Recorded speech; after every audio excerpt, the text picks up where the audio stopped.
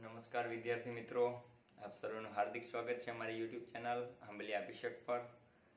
અને શરૂ કરીએ આપણે ગયા વખતે લેક્ચર નંબર 5માં આપણે અલગ અલગ મુદ્દાઓની ચર્ચા કરી હતી. આજે લેક્ચર નંબર 6 ચેપ્ટર 11 ધોરણ 12મું શરૂ કરીએ તે પહેલાં એવરીવેર ઇઝ બાયોલોજી અને આજનો ટોપિક છે વિદ્યાર્થી મિત્રો સક્ષમ યજમાન. મિત્રો આપણે જાણીએ છીએ કે આપણે જે રિકોમ્બિનન્ટ ડીએનએ બનાવ્યું છે, એટલે કે બે અલગ અલગ ડીએનએ ને કમ્બાઈન કરીને, બરાબર, એને આપણે યજમાનમાં ઉમેરશું તો આપણું રિકોમ્બિનન્ટ ડીએનએ યજમાનના ડીએનએ સાથે મેચ થશે. યજમાનનું ડીએનએ જ્યારે એના પરથી આરએનએ બનાવશે ત્યારે આપણું ડીએનએ રિકોમ્બિનન્ટ ડીએનએ જે છે એ પણ આરએનએ બનાવશે.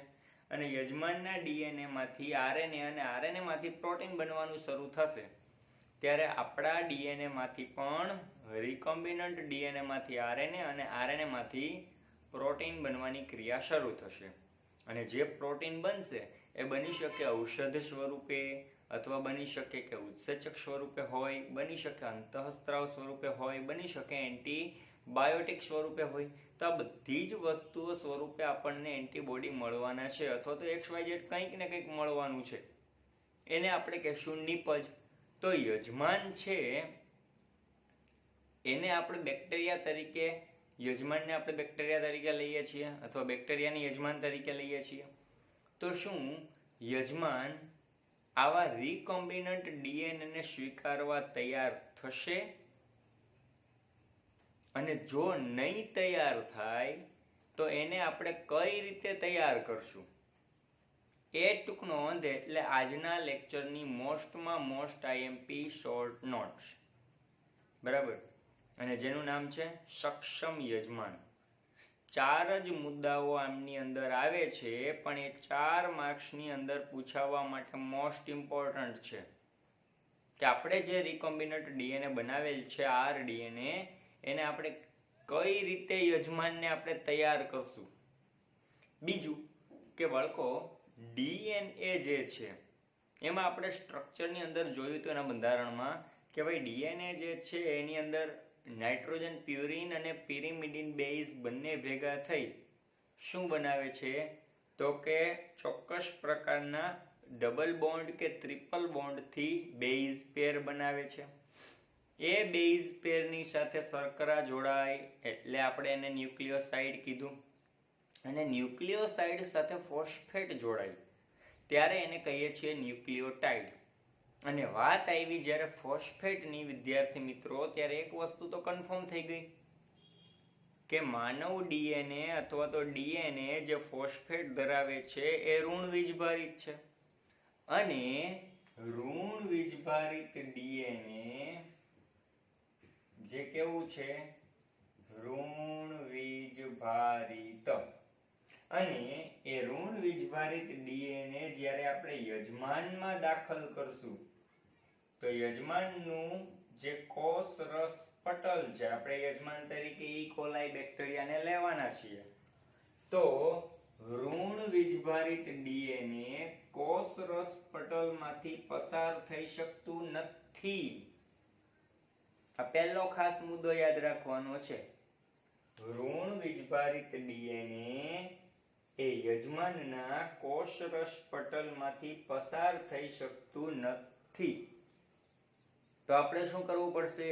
યજમાનને એવી ટ્રીટમેન્ટ આપવી પડશે, સારવાર આપવી પડશે, કાં તો આરડીએનએ જે આપણે બનાવેલું છે, બરાબર, આરડીએનએ એ રિકોમ્બિનન્ટ ડીએનએ ને આપણે એવું તૈયાર કરવું જોશે જે યજમાનની અંદર પ્રવેશે, બરાબર.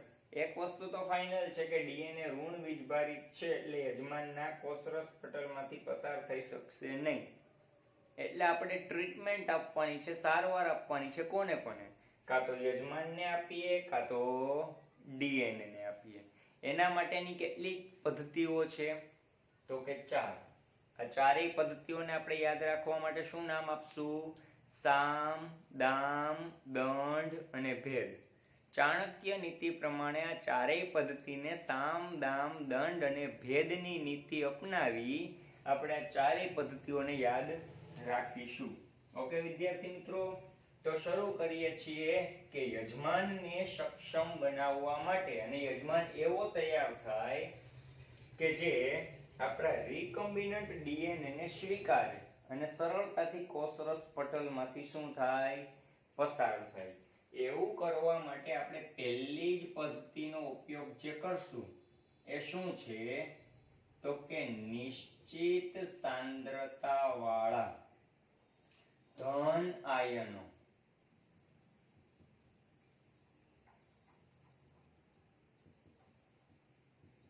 જેવા કે કેલ્શિયમ આયન ની સારવાર આપવામાં આવે છે. પહેલી પદ્ધતિમાં શું કરવામાં આવે, તો કે ચોક્કસ પ્રકારની સાંદ્રતા ધરાવતા ધન આયન જેવા કે કેલ્શિયમ આયનની સારવાર આપવામાં આવે, જેથી ડીએનએ શું થશે, બેક્ટેરિયાની કોષ દિવાલમાં આવેલા છિદ્ર દ્વારા પ્રવેશ પામવાની ક્ષમતામાં વધારો થશે, જેથી બેક્ટેરિયાની શરીર દિવાલમાં એટલે કે કોષરસ પટલમાં આવેલા છિદ્રો દ્વારા ડીએનએ ની પ્રવેશ પામવાની ક્ષમતામાં વધારો થશે. એક વસ્તુ હજી ફાઇનલ કરો બાળકો, ફરી પાછી એકને એક વસ્તુ રિપીટેશન કરું છું કે માનવ ડીએનએ અથવા બનાવેલું રિકોમ્બિનન્ટ ડીએનએ જે છે એ રિકોમ્બિનન્ટ ડીએનએ ઋણ વીજભારિત છે, એટલે યજમાનના કોષરસ પટલમાંથી પસાર થઈ શકશે નહીં.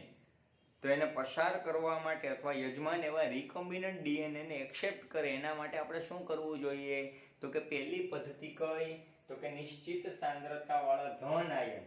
એમાં કયા આયન ખાસ યાદ રાખવાના છે, કેલ્શિયમ આયનની સારવાર આપવામાં આવે, જેથી બેક્ટેરિયાના શરીરની દિવાલમાં આવેલા છિદ્ર દ્વારા ડીએનએ જે છે આપણો આરડીએનએ એ પ્રવેશ પામી શકે. જો એમ પણ ન શક્ય બને તો આપણે શું કરશું કે સૌથી પહેલા જે આરડીએનએ બનાવ્યો છે તેને બરફ પર રખાય છે.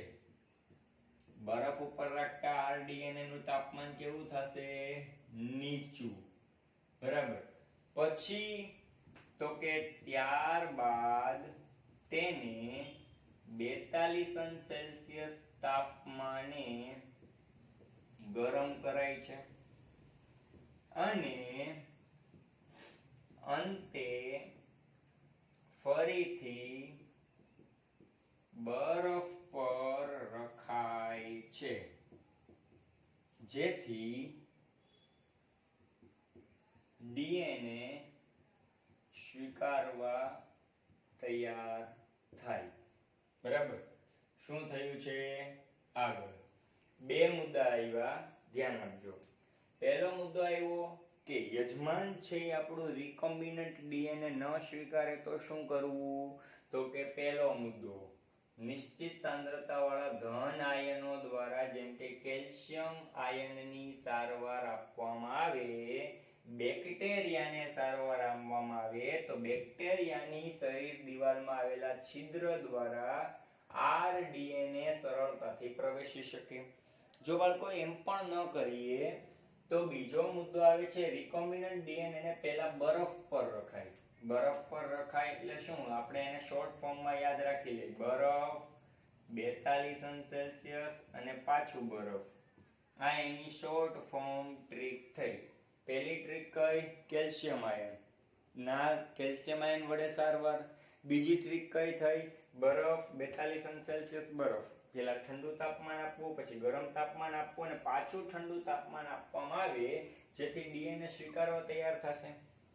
ચલો ભાઈ, આના દ્વારા પણ યજમાન સક્ષમ ન બને તો ડીએનએ ને સ્વીકારવા માટે તો ત્રીજી પદ્ધતિનો ઉપયોગ આપણે કરશું. શું, તો કે રિકોમ્બિનન્ટ ડીએનએ ને સૂક્ષ્મ અંતઃક્ષેપણ, જેને આપણે કયા નામથી ઓળખીએ છીએ, માઇક્રો ઇન્જેક્શન દ્વારા પ્રાણી કોષ એટલે યજમાન એના કોષમાં કોષ કેન્દ્રમાં સીધું જ દાખલ કરાય છે. ઓકે, દાખલા તરીકે યજમાન કોષ છે, આપણે એને યજમાનમાં દાખલ કરવાનું છે અને પહેલી બે પદ્ધતિનો ઉપયોગ કર્યો પણ એ સફળ ન થઈ. પહેલી બે કઈ? તો કે પહેલી પદ્ધતિ કેલ્શિયમ આયન વડે સારવાર આપી છતાં પણ આરડીએનએ રિકોમ્બિનન્ટ ડીએનએ નો સ્વીકાર ન થયો. બીજી પદ્ધતિ પહેલા ખૂબ ઠંડુ તાપમાન આપ્યું બરફ ઉપર રાખીને, પછી ખૂબ ગરમ તાપમાન આવ્યું 42°C તાપમાન રાખીને, પછી પાછું ઠંડુ કર્યું બરફ ઉપર રાખીને, બટ છતાંય યજમાન છે એને સ્વીકારવા માટે તૈયાર ન થયા. તો શું કરવાનું? અતિ સૂક્ષ્મ ઝીણી એવી નીડલ એટલે કે સોય, બરાબર, એ સોય જેમ જાણે આપણે ઇન્જેક્શન આપતા હોય એ રીતે પ્રાણી કોષ જે છે અથવા યજમાનનો કોષ છે એના કોષના કોષ કેન્દ્રમાં તો ડીએનએ હોવાના જ છે, બરાબર, અને આપણે ઇન્જેક્શન દ્વારા સીધું ડીએનએ ને ક્યાં દાખલ કરવાનું છે? એના કોષ કેન્દ્રમાં. રેડી બાળકો? આ કેટલી પદ્ધતિ થઈ? 3 પદ્ધતિ. અને ચોથી પદ્ધતિ છે એનાથી પણ ખર્ચાળ પદ્ધતિ ગણી શકાય છે. શું છે?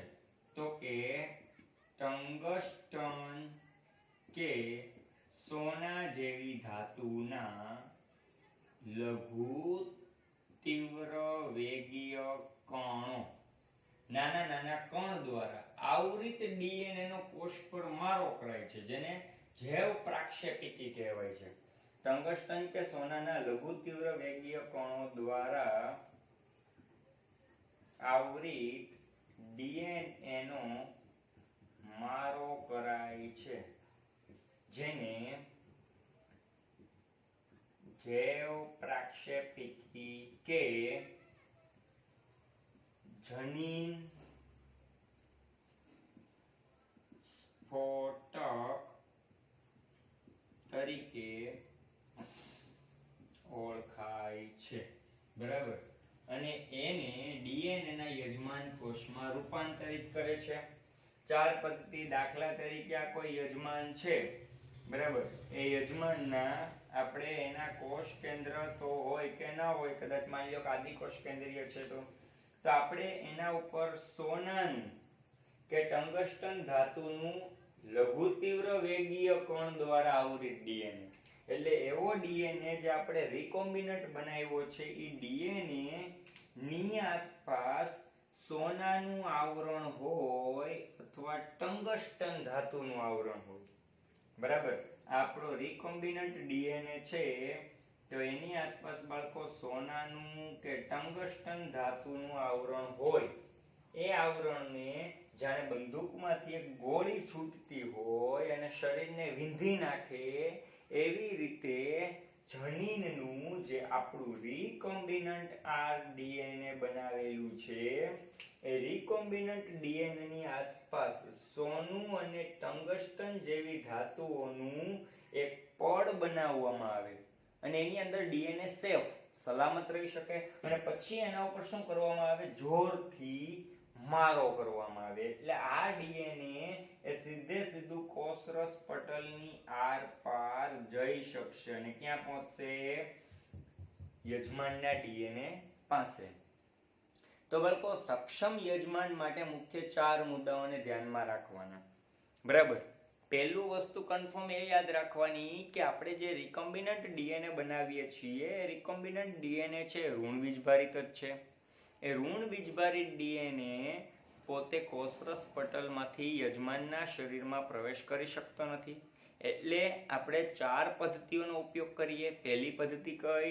તો કે નિશ્ચિત સાંદ્રતા ધરાવતા ધન આયનો દ્વારા એને સારવાર આપવી, જેથી ડીએનએ છે એ કોષરસ પટલના છિદ્રમાંથી પ્રવેશી શકે. જો એમાં પણ સક્સેસ ન થઈએ તો બીજી પદ્ધતિ, પહેલા એને ખૂબ ઠંડુ કરવાનું એટલે બરફ ઉપર રાખવાનું, પછી એને ગરમ કરવાનું 42°C, પછી એને પાછું ઠંડુ કરવાનું, એટલે સીધો જ ડીએનએ યજમાનની અંદર સ્વીકારવા તૈયાર થશે. જો એ પણ ન શક્ય બને તો ત્રીજી પદ્ધતિ કઈ છે? અતિ સૂક્ષ્મ નાનામાં નાનું ઇન્જેક્શન લઈ સીધું પ્રાણીના કોષના કોષ કેન્દ્રમાં જ એ ઇન્જેક્શનને લગાવવાનું. અને ઇન્જેક્શનની અંદર દ્રવ્ય પદાર્થ શું હશે? આપણો રિકોમ્બિનન્ટ આરએનએ. એટલે સીધો જ પ્રાણીના કોષના કોષ કેન્દ્રની અંદર કે યજમાનના કોષ કેન્દ્રમાં જતો રહેશે. અને ફોર્થ વન પોઈન્ટ કે જો કદાચ ત્રણેય પદ્ધતિ સક્સેસ ના થઈ શકે તો શું કરવાનું? એવો ડીએનએ કે જેના ઉપર સોનું કે ટંગસ્ટનનું આવરણ હોય અને એને એક બોમ્બની જેમ મારો કરવાનો, વિસ્ફોટ કરવાનો. બરાબર? જોરથી આવા કણને મારતા એ કોષના કોષરસ પટલમાંથી પાર થઈ અને કોષ કેન્દ્ર સુધી પહોંચશે અથવા ડીએનએ સુધી પહોંચશે. જનીનનો સ્ફોટક કરવાનું હોવાથી આને કયા નામથી ઓળખાય છે? જૈવ પ્રાક્ષેપિકી અથવા જનીન સ્ફોટક તરીકે ઓળખાય છે. તો આટલા મુદ્દા જોયા.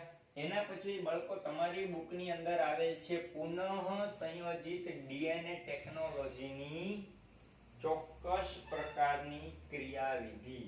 શું આવ્યું? પુનઃ સંયોજિત ડીએનએ ટેકનોલોજીની ક્રિયાવિધિ. પુનઃ સંયોજિત ડીએનએ ટેકનોલોજીની ક્રિયાવિધિ.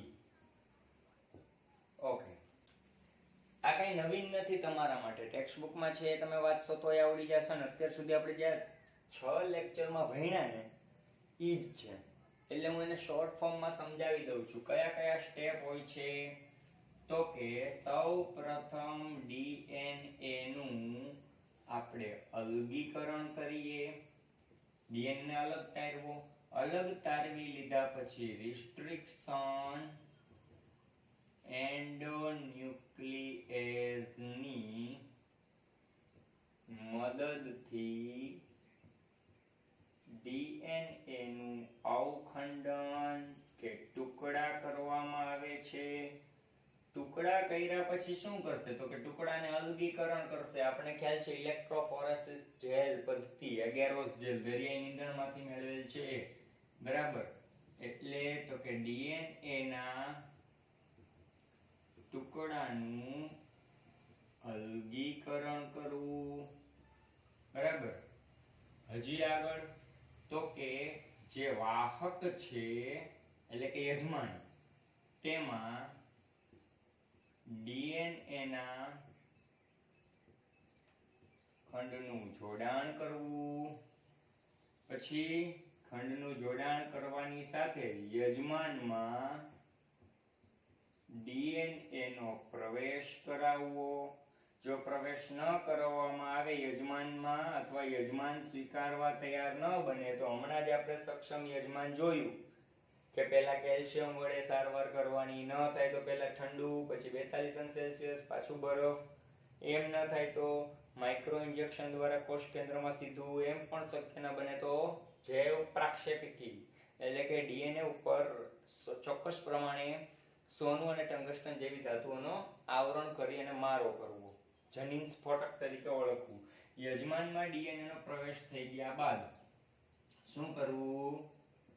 તો કે યજમાન કોષોનું માધ્યમમાં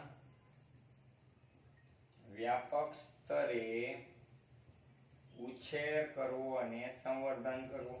જો એક જ યજમાન કોષ રહેશે તો નીપજ પણ ઓછી જ મળશે. એટલે યજમાન કોષનો મોટા પાયે ઉછેર થાય અને એનું સંવર્ધન થાય, સંખ્યા વધશે તો નીપજ પણ વધુ મળશે. અને છેલ્લે તો કે નીપજો જે કાંઈ મળે છે એ કઈ મળે? તો કે બની શકે એન્ટીબાયોટિક હોય, બની શકે કે કોઈ અન્ય નીપજ હોય, જેમ કે અંતઃસ્ત્રાવ હોય, ઉત્સેચક હોય, એન્ટીબાયોટિક્સ હોય વગેરે. તો નીપજોનું છેલ્લે શું કરવું? નિષ્કર્ષણ કરવું, એની જાળવણી કરવી અને એને બહાર પાડવી. આખો બાયોટેકનોલોજીનો આખો સિદ્ધાંત અને આખી ક્રિયાવિધિ આ છે. શું? તો કે ઘણા બધા ડીએનએ હોય, એ બધા ડીએનએ માંથી કયો એવો ડીએનએ બેસ્ટ છે એને પસંદ કરવો. પસંદ કર્યા પછી એને અલગ કરવો. અલગ કરવા માટે રિસ્ટ્રિક્શન એન્ડોન્યુક્લિયસની મદદથી ડીએનએ ના ટુકડાઓ કરશે.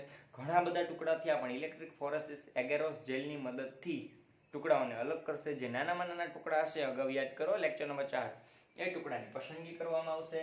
એના પર અલ્ટ્રાવાયોલેટ કિરણો પસાર કરવામાં આવશે. ઇથિડિયમ બ્રોમાઇડથી અભિરંજિત કરવામાં આવશે. અલ્ટ્રાવાયોલેટ કિરણોની મદદથી કેવા દેખાશે? આ નારંગી રંગના દેખાશે. હવે તો કે એને જે આપણે જેમાં ઈચ્છીએ છીએ એની સાથે જોડાણ કરવું, એટલે વાહકમાં ડીએનએ ના ખંડનું જોડાણ કર્યું. ડીએનએ ખંડનું જોડાણ કરતા ડીએનએ કેવો બન્યો? Recombinant DNA. રિકોમ્બિનન્ટ ડીએનએ ને આપણે કેમાં નાખવાનો? યજમાનમાં પ્રવેશ કરવાનો. યજમાનમાં પ્રવેશ કરાવ્યા પછી યજમાનના ડીએનએ માંથી આરએનએ બને, આરએનએ માંથી પ્રોટીન બને. એમ આપણા પણ ડીએનએ માંથી રિકોમ્બિનન્ટ ડીએનએ માંથી આરએનએ બનશે અને આરએનએ માંથી પ્રોટીન બનશે. પણ યજમાન કોષ ગણતરીની સંખ્યામાં હોય તો બહુ ઓછી નીપજ મળવાની. એટલે યજમાન કોષને ચોક્કસ માધ્યમમાં રાખશે, જેથી કરીને મોટા પાયે એનો ઉછેર થશે અને મોટા પાયે એની સંખ્યા વધશે. સંખ્યા વધશે તો એની મોટા પાયે નીપજ મળશે. નીપજને અલગ કરશે, નીપજની જાળવણી કરશે, એને સાચવવામાં આવશે અને છેલ્લે માનવ કલ્યાણ માટે બહાર પાડશે. ખ્યાલ આવ્યો? તો આ બધા જ સ્ટેપને આપણે ફરી પાછા 1 by 1 શીખવાના છે. રેડી? પહેલું સ્ટેપ કયું આવ્યું? ડીએનએ નું અલગીકરણ. બાળકો ડીએનએ છે એ શું છે? તો કે જનીન દ્રવ્ય. ડીએનએ શું છે? જનીન દ્રવ્ય. તો તમારી બુકમાં એવું આપ્યું છે કે જનીન દ્રવ્યોનું અલગીકરણ. શું બાળકો આ પદ્ધતિ ખાલી માનવના હિત માટે જ ઉપયોગી છે? વનસ્પતિના હિત માટે ઉપયોગી નથી? ફૂગના હિત માટે ઉપયોગી નથી? આપણે ક્યારે અને કયું ડીએનએ લેવાનું થાય એ તો નક્કી જ નથી. બરાબર? અને ડીએનએ ક્યાં છે વિચારો જોઈએ. કોઈ સરસ મજાનો કોષ હોય, કોષનું કોષ કેન્દ્ર હોય, એ કોષ કેન્દ્રની અંદર ડીએનએ છે અને એ પણ કયા સ્વરૂપે? રંગસૂત્ર સ્વરૂપે. તો કહી શકાય કે ડીએનએ આનુવંશિક દ્રવ્ય છે 110%, એમાં કોઈ શંકા નથી. પરંતુ ડીએનએ ને કાપવા માટે તે શુદ્ધ સ્વરૂપે હોવો જોઈએ. ડીએનએ પહેલા આપણે પહેલો મુદ્દો જોયો અલગીકરણનો. જનીન દ્રવ્યને અલગ કરવાનું, પછી એની ટુકડા કરવાના અથવા અવખંડન કરવાનું, અને કોની મદદથી? રિસ્ટ્રિક્શન એન્ડોન્યુક્લિયસની મદદથી. સમજો, ટુકડા ત્યારે થાય જ્યારે ડીએનએ શુદ્ધ સ્વરૂપનો હોય. કેવા સ્વરૂપનો હોય? શુદ્ધ સ્વરૂપનો. વનસ્પતિનો ડીએનએ હોય તો લાઇસોઝાઇમ કે લાઇસોઝોમ હોય. પ્રાણીનો ડીએનએ હોય તો અલગ અલગ ઉત્સેચક હોય અથવા અલગ અલગ માધ્યમ હોય. જેમ કે ડીએનએ સાથે પ્રોટીન આવી ગયું તો એ પ્રોટીન દૂર થવું જોઈએ. સમજાય છે હું કહી?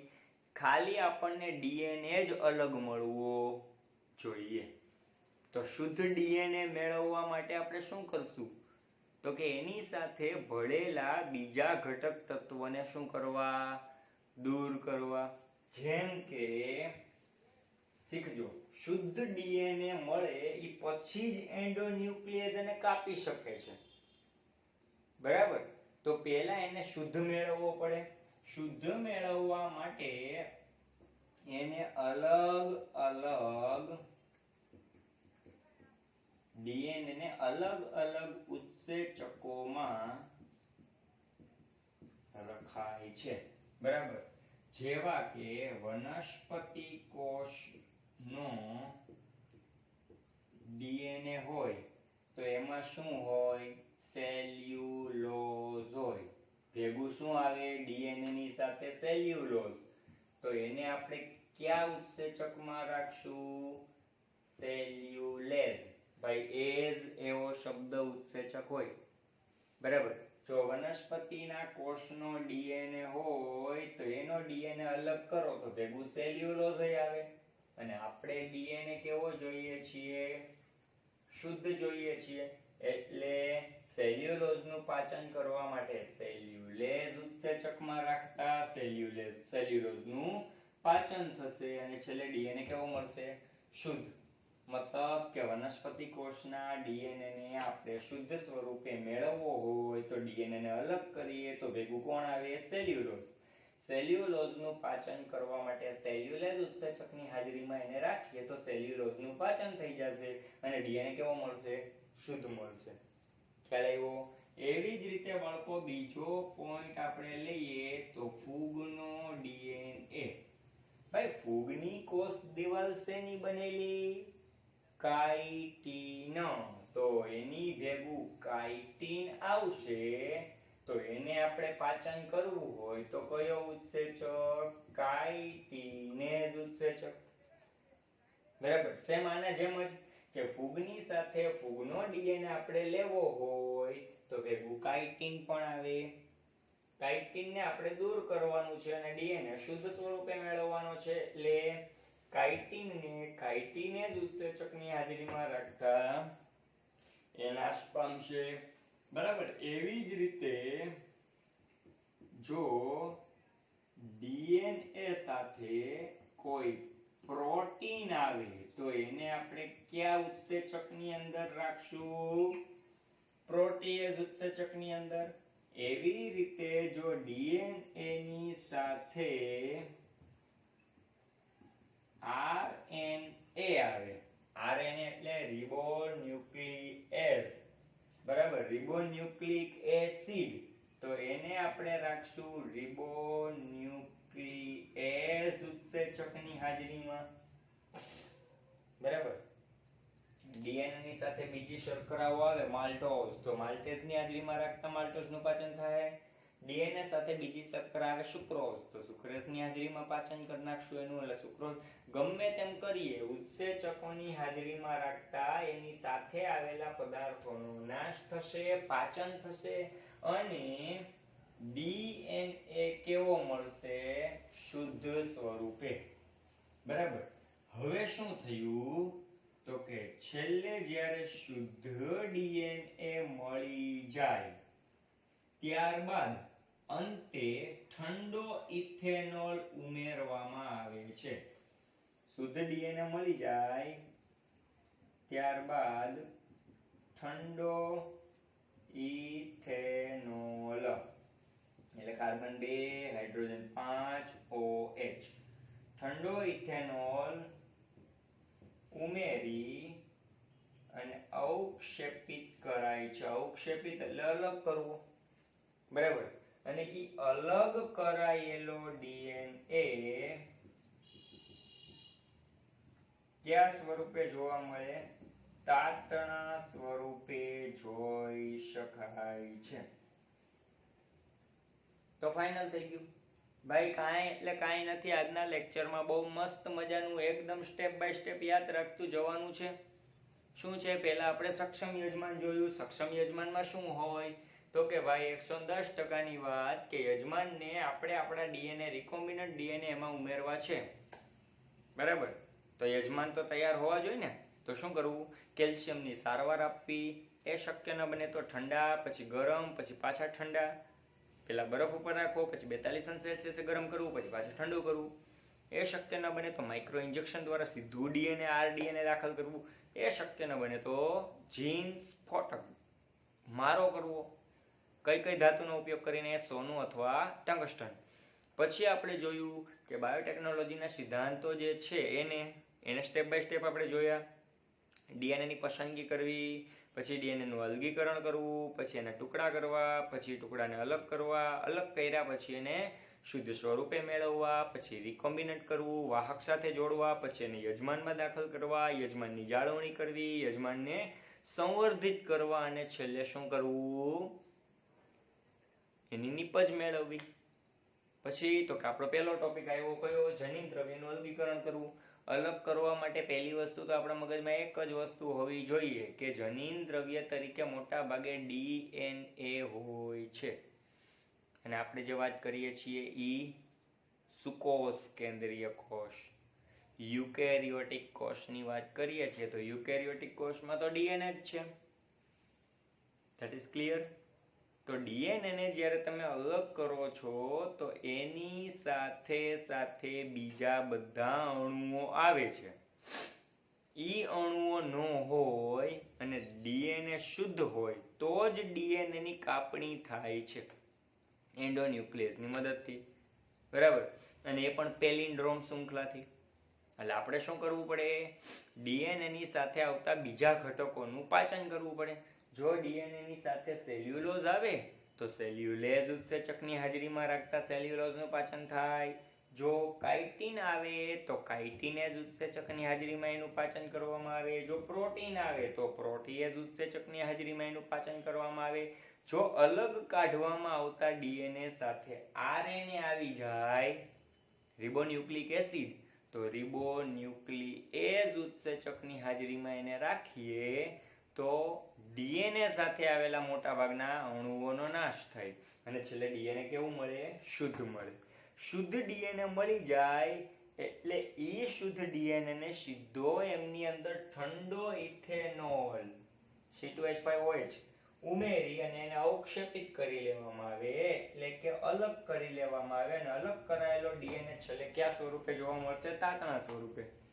હવે ડીએનએ અલગ તો થઈ ગયો, બરાબર. એ ડીએનએ નું શું કરવાનું છે? ટુકડા. રેડી? ઓકે, આપણે યાદ જ છે ડીએનએ ના ટુકડા કેમ કરવા.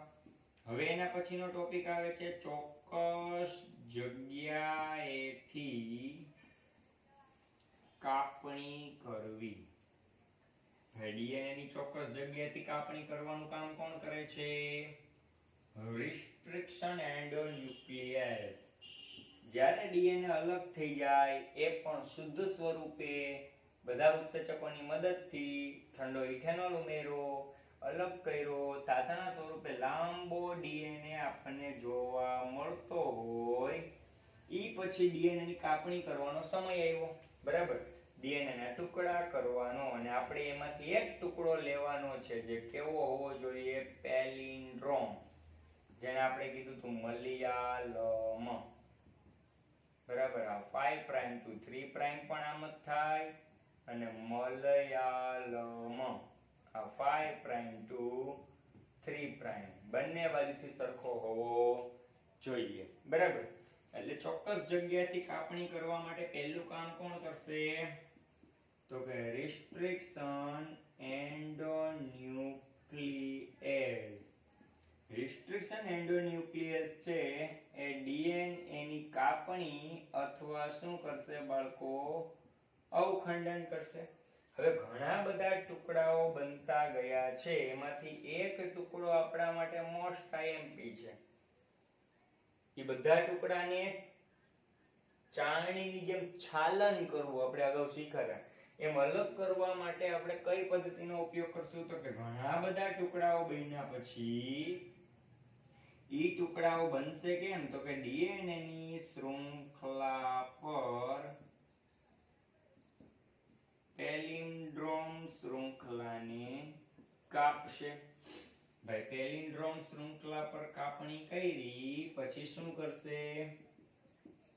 એગેરોઝ ઇલેક્ટ્રોફોરેસિસ પદ્ધતિનો ઉપયોગ કરવો. એગેરોસ કેમાંથી મેળવાયું? દરિયાઈ નીંદણમાંથી. પદ્ધતિનો ઉપયોગ કરવાથી શું થશે? છાલન જેવી ક્રિયાવિધિ થશે અને છેલ્લે શું થશે? તો કે ચોક્કસ નાના ટુકડા મળશે. જે કાંઈ છેલ્લે નાના ટુકડાઓ મળે છે એ ટુકડાઓ આપણા માટે જરૂરી છે. શું? તો કે રિકમ્બિનન્ટ ડીએનએ માટે. નાના ટુકડાઓ છે ઈ ટુકડાઓને આપણે ઋણથી ધન વીજભારિત તરફ કઈ પદ્ધતિમાં ધકેલતા? ઇલેક્ટ્રોફોરેસિસ પદ્ધતિથી ધકેલવા. અને શું પસાર કરીને? વિદ્યુત ક્ષેત્ર. બરાબર. હવે તો કે જે નાના ટુકડા મળશે એને વાહક સાથે નાના ટુકડાને જોડી દેવા. જોડવા માટે કયો ઉત્સેચક વપરાતો હતો? લાયગેઝ. એટલે લાયગેઝ ઉત્સેચકની મદદથી વાહક પ્રકારના ડીએનએ સાથે નાના ટુકડાનું જે ડીએનએ મેળવું એ જોડી દેવું, એટલે બનેલું ડીએનએ કહેવાય છે આરડીએનએ, મતલબ રિકોમ્બિનન્ટ ડીએનએ. આટલું ક્લિયર થઈ ગયું? That's all. છેલ્લે તો કે આ આરડીએનએ ને આપણે કેમાં સ્થળાંતરિત કરવું? તો કે યજમાનમાં સ્થળાંતરિત કરવું. યજમાનમાં સ્થળાંતરિત કરો એટલે શું થવાનું છે? તો કે આરડીએનએ નો ટુકડો યજમાનના ડીએનએ હારે જોડાઈ જશે. પછી તો કે યજમાનને આપણે માધ્યમ આપશું એટલે યજમાનની સંખ્યા વધશે. યજમાનની સંખ્યા વધી જાય તો શું થવાનું છે? મોટા પાયે પેલા એક જ યજમાન હતો તો એક ડીએનએ માંથી એક આરએનએ ને એક પ્રોટીન બનતું હતું. હવે કરોડો યજમાન હોય એને સંવર્ધન માધ્યમ આપીએ તો એટલે એની સંખ્યા વધશે. તો કરોડો ડીએનએ રિકોમ્બિનન્ટ માંથી કરોડો આરએનએ બનશે અને અબજો પ્રોટીનનો જથ્થો બનશે. છેલ્લે યજમાનની જાળવણી કરવી, યજમાનનું સંવર્ધન કરવું અને છેલ્લે જે નિપજ મળે એ નિપજને મેળવવી. આ છે રિકોમ્બિનન્ટ ડીએનએ ટેકનોલોજીનો એક પ્લસ પોઈન્ટ અને એક સારામાં સારો એક સિદ્ધાંત. બરાબર? તો આપણી ચેનલને લાઈક કરીએ, શેર કરીએ અને સબસ્ક્રાઇબ કરીએ ખાસ. આજે લેક્ચર નંબર 6 ફિનિશ થાય છે અને સાંભળો, લેક્ચર નંબર 7 હવે જ્યારે આવે એમાં પહેલો મુદ્દો તમારે આવે છે પીસીઆર, મતલબ પોલીમરેઝ ચેઇન રિએક્શન. પેલું ફૂલ ફોર્મ તો એનું તમારા માટે મોસ્ટ ઇમ્પોર્ટન્ટ તો છે જ, પણ આ જ પ્રશ્ન 4 માર્ક્સનો મોસ્ટ આઈએમપી ક્વેશ્ચન કહી શકાય. તો આની ચર્ચા લેક્ચર નંબર 7 માં આપણે નેક્સ્ટ લેક્ચરમાં કરશું. ત્યાં સુધી આવજો. જય હિન્દ, જય ભારત.